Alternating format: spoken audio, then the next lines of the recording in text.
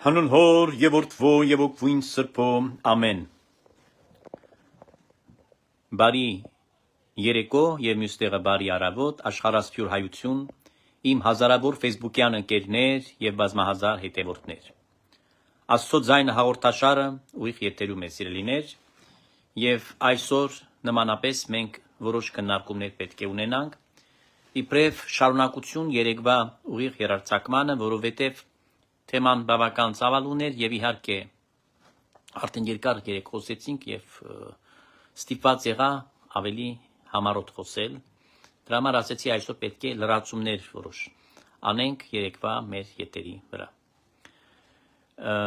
ինչպես որ ձևավորվել է ավանդությունը կխնդրեմ նախ սկսեք տարածել եթերը եւ աղոթքով կբացենք այն օրհնյալ Տեր մեր Հիսուս Քրիստոս ամեն ըսգորձս դերած մերոց ուղիղ արայմեստեր Եվ զգորձս դերած մերոց հաջողյամես, փառքով եւ որդվո եւ օգվույն սրբո, այժմ եւ միշտ եւ հավիտյանս հավիտենից ամեն, տուր ինձ իմաստություն, զբարիս խորհել եւ խոսել եւ գործել առաջիկո ամենայն ժամ, իչար խորհրդոց իբանից եւ իգործոց փրկյազիս եւ ողորմյա քո արարածոց եւ ինձ բազմամեղիս ամեն։ Ահավասիկ սիրելի քույրեր եւ եղբայրներ, սկսում ենք մեր այսօրվա ուղիղ երարցակման քննարկումները։ Ինչպես որ հայտնի դարձավ Սերժիկ Սարգսյանի լնգուլավազները, որոնք ազգային ժողովում ներկայացված են, իբրև ընդդիմադիր պատգամավորներ, իրենց հերթական կապիկությունը արեցին, ցույց տվեցին այն, որ նրանք ուրեմն մտահոգ են եւ իբրև թե նրանք այս մարդիկ որոնք տգիտաբար մտահոգ են եկեղեցու խնդիրներով տգիտաբար ոչ հասկանում են ոչ էլ ուզում են հասկանալ իրականությունը եւ մանավանդ այն նյութը որի մասին այդքան եմ խոսել որ նույնիսկ լեզուս հոգնել է այդ բաները նույն բաները կրկնել այնուամենայնիվ շահարկումները իրենց կողմից շարունակվում են եւ իրենց փաստորեն այսօրվա եւ ամբողջական այդ Կեղտոտ ընդդիմադիր դաշտի քարոզչությունը կառուցվում է մեկ թեմայի վրա, մեկ նյութ ունեն, որը դարձնում են մատի փաթաթան, որը դարձնում են սպեկուլյացիաների առարկա, որը դարձնում են ապատեղեկատվություն։ Դա հանրայնացնելով իբրև թե նրանք մտահոգ են, որպիսի ուշադրությունը սևեռեն Հայաստանի վրա արտաքին աշխարհի եւ ինչն է իրենց նյութը որ իբր պետությունը իբր իշխանությունը հալածանքներ է հարուցել եկեղեցու նկատմամբ ահավասիկ սիրելի ժողովուրդ այսօր ասեցի պետք է լրացնենք այն բոլոր պակասը ինչ որ թեև շատ կարծում եմ լիաթոք կերպով Երեկվա այդ եթերը որ տեղի է ունեցել բոլոր հարցերին սպառիչ պատասխաններ ետվել այնուամենայնիվ որոշեցի որ անպայման ես պետք է այսօր էլ անդրադառնամ այս նյութին քանի որ այս նյութն է պատտվում ընդդիմության անընդհատ այս շահարկումների տեսքով եւ քարոզարշավի փաստորեն իրենց բովանդակային մասը ոչ այլ ինչ է եթե ոչ անընդհատ մեղադրանքներ հնչեցնել եւ հասցեագրել պետությանը եւ գործող իշխանություններին կառավարությանը եւ երկրի ղեկավարին այդ հարցի վերաբերյալ ես այսքան եմ բացատրել սիրելի ժողովուրդ բայց չեմ զլանում կրկին անգամ հասարակության բոլոր շերտերին հասկացնելու թե եկեղեցին ինչ է իրենից ներկայացնում, բայց քանի որ երեք այս մասին եւս մեկ անգամ շատ կատարյալ ձևով հնչել է այս հարթակից, ես պետք է սկսեմ մեկ նախադասությունից, որը վերցված է պատարագից։ Պատարագիչ քահանան ասում է հետևյալը. Որորդնես զայնոսիկ Vui cortnenës kester եւ սուրբ առնես ուսուսացյալ սիքես։ Եծո ժողովուրդս քո եւ օրտնյա ժառանգությունս քո ըզլրումն եկեղեցվո քո պահյա սրբյաս սոսա որ ողջունեցին սիրով զվայչություն տանքո դուզ մեզ փառավորի աստվածային զորության բտկով եւ մի թողուր ուսուսացյալ սիկես եւ ահավասիկ գալիս ենք մեր նախադասությանը ըստ խաղաղություն պարգևյա ուզում եմ շեշտել ըստ խաղաղություն պարգևյա ամենայն աշխարհի եկեղեցիած քահանայից թագավորած քրիստոնեից հանրապետության եւ հայրապետության ազգիս հայոց եւ զինվորյալ մանգանց նոցա եւ ամենայն ժողովրդյանց տեսնում ենք թագավորած քրիստոնեից առաջնայինը որն է իշխանությունն է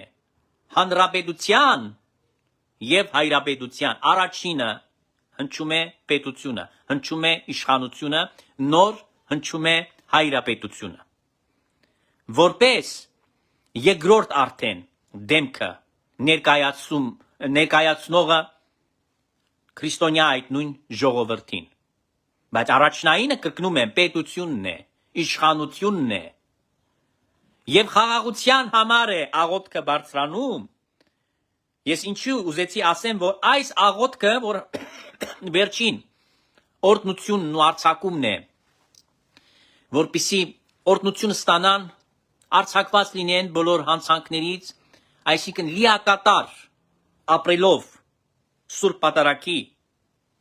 այս խորհուրդը հավատացյալները վերջին օրհնությունները ստանան պատարագիչ քահանայից եւ այսպես ասած հանգիստ խղճով հանգիստ սրտով վերադառնան իրենց տները այսօր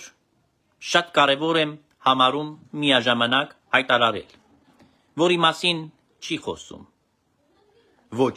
գործող այս ստահակ չկաթողիկոսը ոչ էլ այդ մանկլավիկները որոնք շրջապատել են իրենց երբ որ մատնանշվում է որ խաղաղությունը դարձրել է այսօրվա փաստորեն իրականությունը խաղաղությունը որը որ իրականություն է դարձել կրկնում եմ խաղաղությունը դարձել է իրականություն այդ խաղաղության համար է պայքարել Հայաստանի Հանրապետությունը իբր թե այս տականքները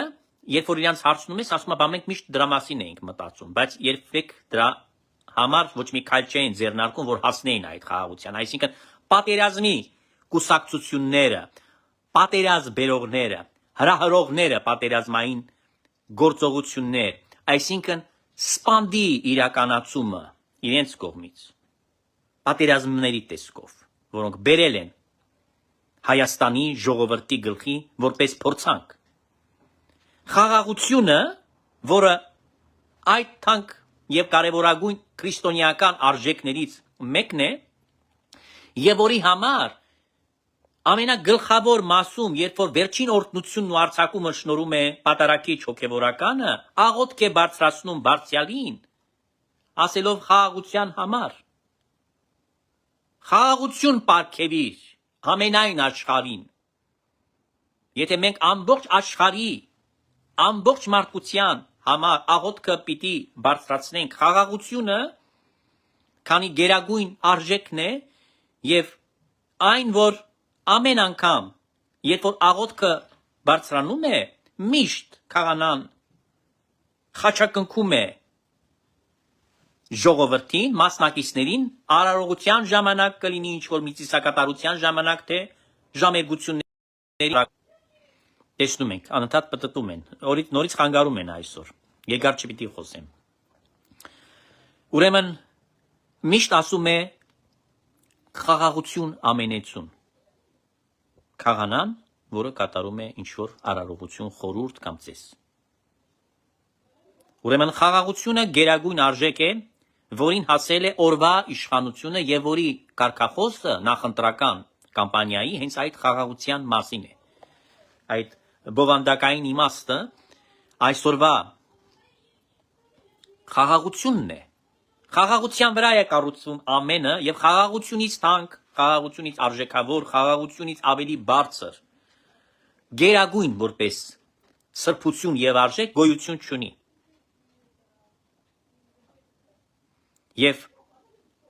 տեսեք, խափանելու համար, խաթարելու համար խաղաղությունը ընդդիմադիր դաշտի բոլոր ներկայացրած ուժերը այս կեղտոտ քաղաքական օրակարգը, որ ձևավորել են, պատերազմի կողմնակիցները արյան զրկանքների, դժբախտության եւ ամեն տեսակի արհավիրքների այս սատանեքը տարբեր աստառներով տարբեր դիմակների տակ ներկայացրած նույն Կրեմլի ուժերը դիմել են Ռուսաստան եւ այնտեղ քննարկումներ են ընթանում։ Պատկերացեք, ոչ ոք չի դիմել, Հայաստանից են դիմել։ Դուք գիտեք այս գաղտնիքը, որ Հայաստանից են դիմել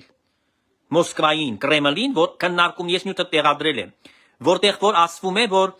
ուզում է Պետդուման Ռուսաստանի Պուտինին տա, չգիտեմ, այդ Պուտինը 4 հոգի է, որ տա հնարավորություն, սիրելի ժողովուրդ, որ զորքերը մտցնի ցանկացած տեղ եւ ռազմական ուրեմն գործողության կարգ ու կանոն հաստատի ճակերտավոր իրենց։ Այս պատերազմի կուսակցությունների ցանկությունն է, մուրազն է, որ փորում է մնացել, որ ռուսը մտցնի զորքը Հայաստանի Հանրապետություն եւ գործողություններով շատ կոնկրետ իշխանազավթման փաստորեն ակցիա կատարի եւ միաժամանակ իհարկե դեմոնտաժ անելով Հայաստանի ինքնիշխան պետականությունը անմիջապես անցկացնի Ռուսաստանի Դաշնության կազմի մեջ։ Սա ենթադրություն չէ, սա իրենց պաշտոնական հայտարարությունն է, որը նրանք քննարկում են եւ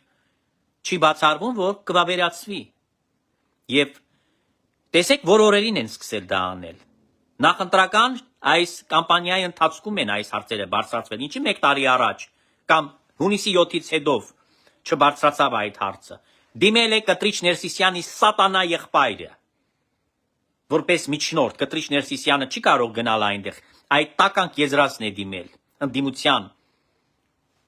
Մարդիկ ստորագրած են այդ փաստաթուղթը, ներկայացված է այդ փաստաթուղթը, որպեսզի իրենք այս հարցը լուծեն եւ օգնեն իրենց։ Իրենց օգնեն այդ աթոռների վրա նստեն, օգնեն, որպեսզի նրանք իշխանության գան։ Քանի որ ձերքից ամեն բան գնացել է, եթե խաղաղություն կա, եթե իրականությունը արդեն դարձել է այդ խաղաղության օրակարգը, Ադրբեջանի, Թուրքիայի հետ եւ այլն չունի այսօր հարց։ Այս հարցը մեջտեղից դուրս եկավ։ Եվ իհարկե շատ աշխատանք է պահանջում արժևում, բայց ամենայն դեպս այսօր չկա այն վիճակը, որը կար անցյալում։ Այսինքն ապրում էր Հայաստանը պատերազմի անընդհատ ամենօրյա սպառնալիքի տակ։ 30 քանի տարի Հայաստանի անկախ իբր թե հանրապետությունը ապրում էր պատերազմի սպառնալիքի տակ։ Եվ հիմա խաղաղության օրակարգով այս ընտրություններին եկել է այդ փաթեթը, որպես արդեն կյանքի կոչված, ներկայացնում են քաղաքացիական պայմանագիր կուսակցության այդ ուժի, միակ ուժի քաղաքական։ Փաստորեն այլ ընտրանք դրանք կարող է լինել։ Խաղաղության այլ ընտրանք չի կարող լինել։ Չի կարող պատերազմը փոխարինել խաղաղությունը։ Ասել, որ ընտրեք մեզ, մենք պատերազմ կանենք, խոստանում ենք ձեզ, որ Արցախը կվերադարձնենք, հողերը կվերադարձնենք, բայց մենք կնստենք աթոռներին, մերեք դուք ժողովուրդ, մսաղացի մեջ դնենք մեզ։ Լավ է լինելու, մենք դրա վրա փող ենք աշխատելու, ձեր զավակներին, ամուսիններին, եղբայրներին տանելու ենք, մսաղացի մեջ դնենք, աղան կանցնի գնա։ Այս սա են ուզում ես մարդիկ, ովքեր որ այսօր ընդդիմությունն են ներկայացնում Հայաստանի այդ կեղտոտ քաղաքական դաշտը, որ նրանք արհեստական բերել են այդ սուտ օրակարգը։ Հետևաբար եկեղեցու թեման, որ արծարծվում է անընդհատ, չի դադարում իրենց շուրթերից, հիմա նոր նյութ չէ բացվեց, չի կարող գնալ Իլյա երկրորդ կաթողիկոս պատրիարքի Վրաստանի, մասնակցել Սատանա կտրիչ Ներսիսյանը, Տիրադավը, ինչ գործ ունի, 3000 անգամ այդ նույն բաները բացատրել եմ, նույնը չեմ ուզում կրկնել, միայն պետք է արձանագրեմ, որ սրա վրա են հիմա փորձում գեներացնել, ուրեմն այս թեման նորից, որ վերակենդանացնեն, որ հալածանք կա, որ հալածվում է եկեղեցին, կտրիչը հանցագործ է, ինքը չի գնում, օտար պետության կամ օտար եկեղեցու հովապետի թաղման արարողությանը մասնակցի, ուրեմն սա կոչվում է հալածանք։ Շատ ներողություն, ինչ հալածանքի մասին է խոսքը։ Հալածանքը ինչու՞մն է կայանում։ Դուք ցույց տվեք նշաններ, եկեղեցին հալածվում է, երբ առաջինը, երբ որ եկեղեցու դռան վրա փագն են խփում, կոծում են դռները եկեղեցիները, ինչ որ կոմունիստները արեցին կամ թուրքերը արեցին ժամանակին։ Երբ որ եկեղեցիները փակել են, եկեղեցին երբ է հալածում, երբ որ եկեղեցականներին արգելում են եկեղեցում ծիսակատարություն անցկացնել։ Հիմա օրինակ եմ բերում, Երուսաղեմում սանձազերծված է հալածանքը, դե ֆակտո։ Դե ֆակտո հալածանքը կա։ Հարության տաճարը կոց է։ Պատերազմի պատրվակով, եթե նույնիսկ սկզբնական շրջանում, որ նոր սկսվեց այդ կռիվը Իրանի հետ, հավատացյալներին էին արգելում, հիմա նույնիսկ չեն թողում, որ պատարակը, որ երբեք չի բանարել, հա, նույնիսկ կովիդի ժամանակ միշտ մատուցում էր Քրիստոսի գերեզմանի վրա Սուրբ եւ անմահ պատարակը։ Ամեն օր պատարակներ են մատուցվում։ Հիմա դա հալածանք է դա։ Որ պարագան էլի հալածվում է եկեղեցին։ Եթե ֆիզիկական հալածանքների ենթարկում են հոգևորականներին, վանականներին, կույսերին, չգիտեմ, եկեղեցու կամ հավատացյալներին, Աստծո անունը դավանելու հավատքը, Աստծո անունը տալու կամ հավատքը դավանելու համար։ Այդ դրա համար հարուցվում են հալածանքներ։ Բանտ են դնում, ոստիկանություն են ներկա բանանում, ներքին գործերն են զբաղվում, ոստիկանությունն են հրավիրում, չգիտեմ, քնչական կոմիտեն է գործ հարուցում, հալածում է հավատքը։ Բայց եթե խուլիգաններին, այսինքն հոգևորականի զգեստով, էությամբ սատանեքը, փրչոչները, հազար ներողություն, ինչպես պիտի կոչեմ դրանց,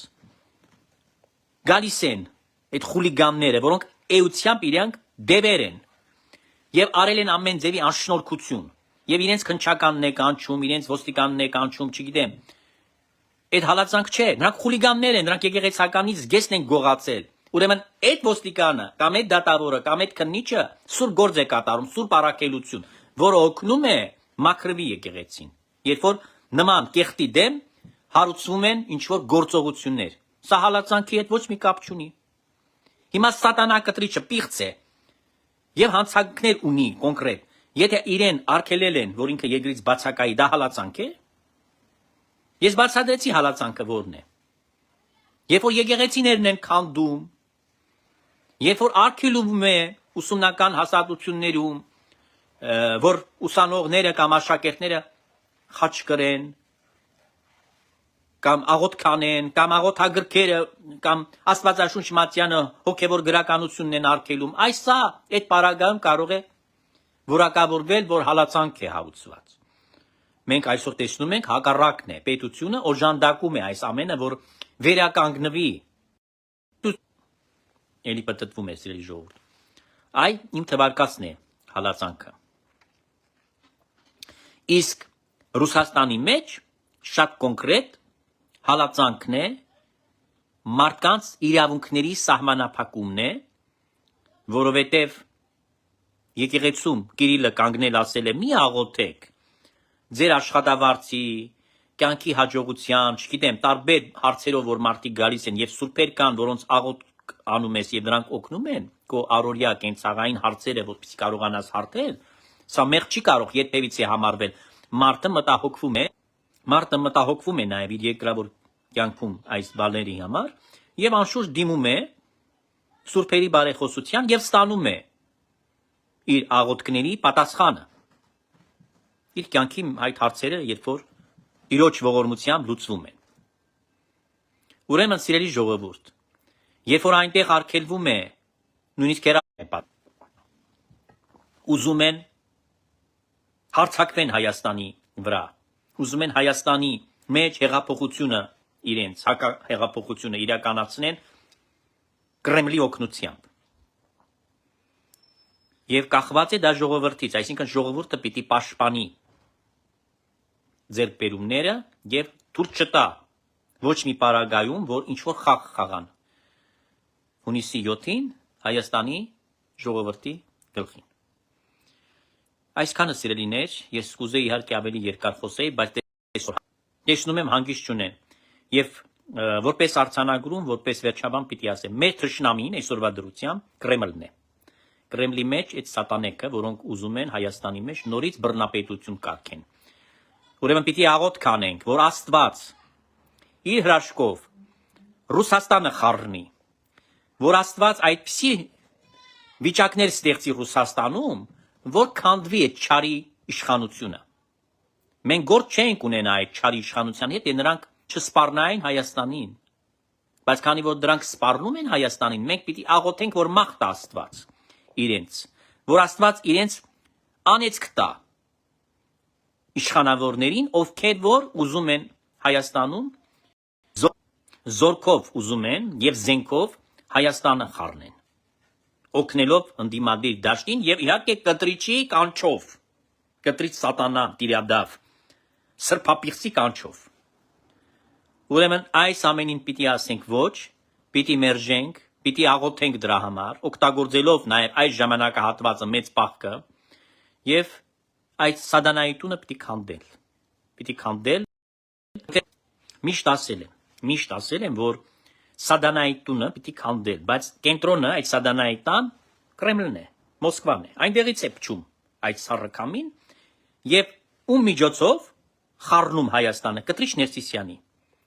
Ուրեմն կործանելով կտրիչ Ներսիսյանին, արմատախիլ անելով նրան եւ նրա փոքրիկ խմբակը եկեղեցուց, այսպիսով այդ խողովակը կտրվում է։ Եթե շուտ արած լինեին, այս վիճակը չէր լինի, չէր գա դրան հասնի։ Այսքանը սիրելիներ, խնդրում եմ շատ տարածեք, որտեղ շատ կարևոր ինֆորմացիա է սա։ Եվ կսպասեմ ձեր լայքերին, գրառումներին, կհանդիպենք նորից, ես վստահ եմ, որ նորից Աստծո ողորմությամբ պիտի այսպես լինի, սիրելի ժողովուրդ, որ էլի պիտի սենց մի օր եթեր էլի անենք եւ մեզ չխանգարեն, որպեսզի ավելի հանգիստ անցնի այդ եթերը։ Ուրեմն Տերը պահապան բոլորիդ, աչնարարչական, բազուկը սփռչական, սուրբ խաչը տերունական լինի ձեզ պահապան այսու մետև մինչև ավիտյան։ Շատ տարածեցեք, խնդրում եմ լայքերը, գրառումները անվճար են, տարածումն էլ է անվճար, դուք բոլորը որ անում եք դա, անում եք առաջին հերթին, որ ինֆորմացվի ժողովուրդը այս հարցերին ծանոթանա, անդրադառնա եւ պաշտպան կանգնի Հայաստանի անկախության։ Այսքանը սիրելիներ, եւ վստահ եմ, որ իհարկե պետք է աղոթեն օրվա իշխանությունների, ինչպես որ արդեն ասեցի, պատարակի կարևորագույն աղոթքների մեջ է այդ դրված, որտեղ որ անպայման բարձրացնում է պատարակիչ հոգևորական աղոթքը իշխանավորների համար։ Հետևաբար այս մասին պիտի մտածենք, խորհենք եւ որպես արժեք ասեցի, որպես սրբություն պահենք խաղաղությունը եւ դրա շուրջը մտածենք, որ այլ ընտրանք չի կարող լինել խաղաղության։ Ուրեմն անկախ ամենից բոլորը պետք է մասնակից լինեն այդ գաղափարին եւ այդ գործողությանը, ընտրատեղամասերում, որպեսզի ընտրեն խաղաղությունը, ընտրեն պետականությունը, անկախությունը, զարգացումը։ Սա է։ Ոչ թե անձեր են, կոնկրետ դեմքեր են, չգիտեմ,